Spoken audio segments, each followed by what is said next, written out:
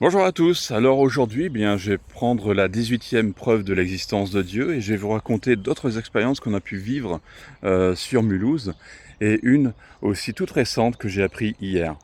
Alors tout d'abord sur Mulhouse, donc c'était juste après la remise des diplômes, donc nous étions au restaurant donc le Flunch de Mulhouse et à un moment donné je m'en vais aux toilettes pour me laver les mains et puis le Saint-Esprit me bloque à une table.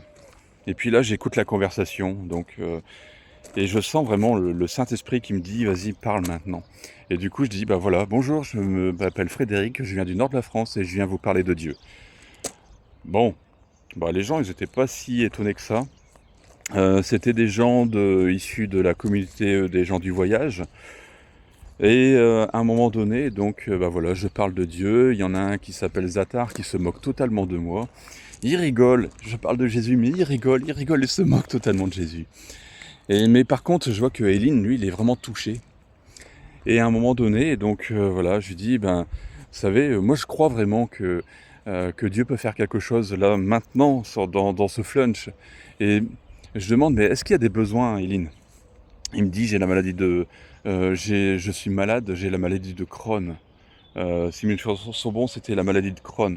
Ce jour-là, donc il y a eu deux maladies. Il y avait deux personnes qui étaient malades. Une, c'est sûr, c'est la maladie de Crohn. L'autre, je ne sais plus exactement. Mais en bref, c'est une maladie dégénérative. C'est-à-dire que on n'en guérit pas. Et à un moment donné, j'ai dit, mais euh, est-ce que je peux prier pour toi? Dans Marc 16, il est dit, ils imposeront les mains aux malades, les malades seront guéris. Voilà, c'est ça la parole de Dieu. Ils imposeront les mains aux malades et les malades seront guéris. Seigneur, voilà, agis maintenant. Et donc dans le flunch, je viens poser les mains. Et à un moment donné, je suis vraiment rempli du Saint-Esprit, je commence à parler en langue. Hey, bizarre, dans un flunch. Mais toujours est-il, je me démonte pas. Et à la fin, voilà, la fin du moment, je relève ma tête, je regarde, mais Zatar, il était en pleurs.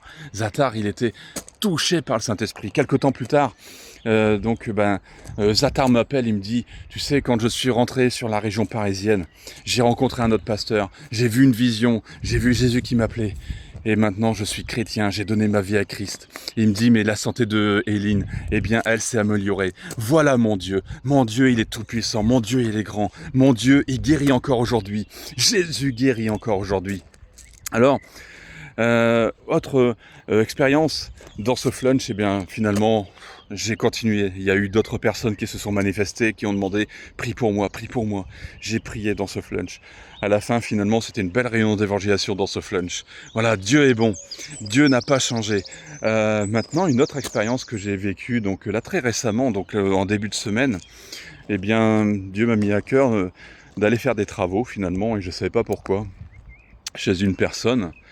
Et puis, à un moment donné, je rencontre une des personnes, et puis le Seigneur me met à cœur cette personne, et elle me met vraiment de l'amour pour cette personne. Et le lundi matin, j'ai prié 10 minutes pour elle. Le samedi, quand on a fait les travaux ensemble, cette personne m'a dit qu'elle avait un problème au niveau des poumons, une tache au niveau des poumons. Et du coup, voilà, ça m'a touché. Je me suis dit, il faut que je prie. Donc le lundi matin, je prie pour ça, pendant 10 minutes. Et puis, lors des travaux, la discussion vient, on vient parler de Dieu, on vient parler de notre ministère de missionnaires. Et puis, à un moment, je lui dis, écoute, ce matin, j'ai prié pour toi pendant 10 minutes. Je crois que Dieu veut faire quelque chose de particulier avec toi. Et hier, j'ai entendu ce témoignage, en bref. Cette personne a été faire des examens médicaux et sa santé s'est améliorée, comme jamais auparavant. Voilà, donc Dieu est bon, Dieu n'a pas changé. Voilà, donc petit encouragement pour vous aujourd'hui encore. Soyez bénis.